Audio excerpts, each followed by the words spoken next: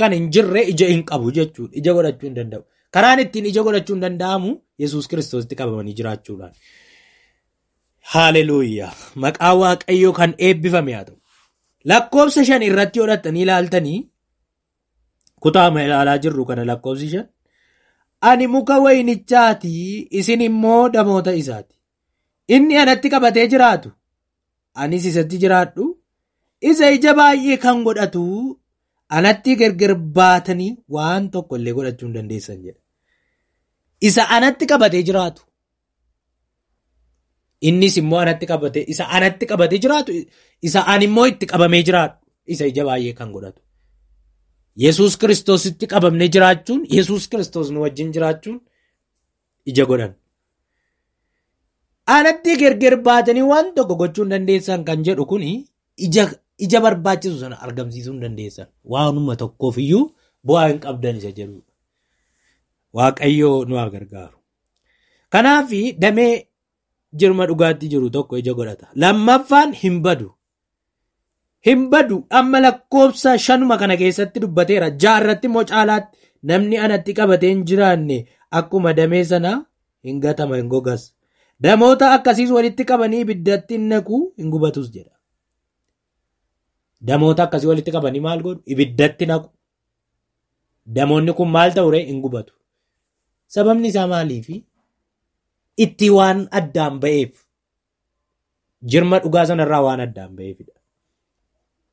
Kanaaf itti qabamanii jiraachuudhaan badiisarraa oolu. Amma rakkoo baay'een balaatasaan rakkinni baay'een biyya lafaarra yeroo jiraatu nuyi Yesuus Kiristoositti qabamnee jiraachuudhaan oolla.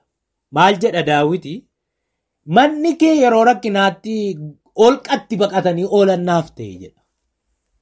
Rakkinni hamaan balaan iddoon itti nama hin arganne bobaa Yesuus jalatti. Yesuus Kiristoositti qabamanii jiraachuudhaan du'arraa, salphinarraa, rakkinarraa oollu. Kanaaf har'a nuuni karaa nuun ittiin oollu, karaa nuun ittiin furamnu, karaa nuun ittiin baraaramnu, karaa kamidha? Karaa Yesuus Kiristoosiinidha jechuudha. Karaa kan biraan tokkoyyuu hin jiru.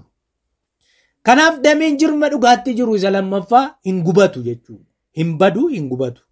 Inni sadaffaan kadhatii isaa deebii argata. Yesuus Kiristoositti utuu qabamanii hin jiraatin kadhatanii deebii argachuun hin danda'amu. Al tokko birjannee gaafuma rakkannu of yaadanne ati maallaa gooti jenna. Yookiis akkuma nama hirriba keessaa ka'u kaaneetu boo'uu jalqabna, kadhachuu jalqabna. Yeroo rakkannu duwwaatti mini Yesuus kan nu barbaachisu. Yeroo bal'ina, yeroo quufa, yeroo beekamti, yeroo itti fira argannu, yeroo itti qarshii argannu, yeroo itti waan hundumaa argannu sanas nu barbaachisa Yesuus Kiristoos. Yeroo hundumaa fi isatti maxxannee jiraachuudha kan nu barbaachisu. Kanaaf kadhannee deebii argachuudhaan waan barbaannu isarraa fudhachuudhaaf jalqaba maaltu godhamuu qaba? Yesuusitti qabamanii jiraachuutu barbaachisaa.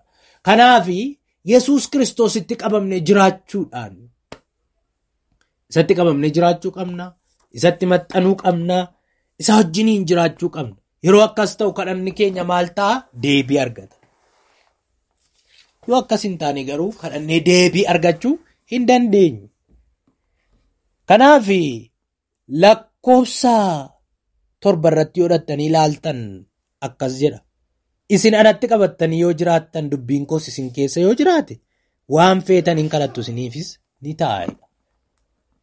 Anatti qabattanii yoo jiraattan dubbiin koos isin keessa yoo jiraate waan feetan hin kadhattu isiniifis maal ta'a? Hin ta'a. Haaleluyyaa. Maqaa Waaqayyoo kana eebbifame haa ta'u. Mana Waaqayyoo keessa jiraanne, Waaqayyoo wajjin jiraanne, dubbii Waaqayyootti qabamne jiraanne, kadhannaan keenya deebii dhabee nafu. Kadhannaan kee deebiin dhabee nafu. Wanti guddaan ati isaa wajjin jiraadhu isatti qabami malee wanti ati kadhatte waan hafe sitti hin fakkaatin deebii argata. Hin tura hin bula malee waan kadhatte sana inuma argatta. Garuu ati abdii kutattee sarraa addaan hin bahin. Garuu ati naa ta'eera jettee sarraa addaan hin bahin. Naa mijate jettee irraa addaan hin bahin. Garuu ati eebbifamuu baay'ee keessa quuftee Waaqayyoon hin wallaalin. Gaa'illi sii mijatee horii gaarii argattee jireenyi sii mijatee hin wallaalin. Sii ta'uu dhaabaatus itti maxxani. Yoos waaqayyoon kadhattee dhageessifachuu dandeessa. Kanaaf egaa dameen jirma dhugaatti jiru isa kanadha. Namni Yesuus Kiristoositti qabamee jiraatu isa kanadha. Kadhatee deebii argata. Inni afuraffaan jaalalatti jiraata. Namni Yesuus Kiristoositti qabamee jiraatu. Jaalala qaba.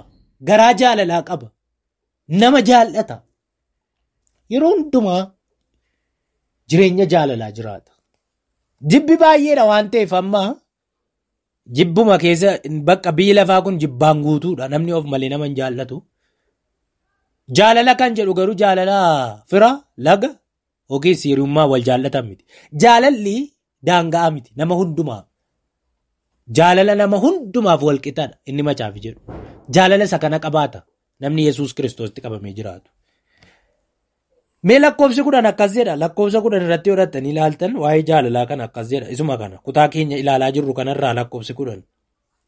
Akkuma ani abboommii abbaa kootii hundumaa eegee jaalala isaattis qabamee jiraadhu. Isinis abboommii koo hundumaa yoo eegdan jaalala koottis qabamtanii hin jiraattu. Kanadha. Jaalalatti qabamnee yeroo jiraannu abboommii waaqayyoo eennaa waaqayyotti qabamnee jirra jechuudha. Jaalalli oli waaqayyoo wajjin gadi namaa wajjinidha. Jaalalli namaaf nama gidduutti nuuf waaqayyoon gidduutti kan jiraatudha. Waaqayyoon jaallachuu kan jedhu garaa kee guutuu. Namni nama jaallatu waaqayyoon jaallachuu danda'a.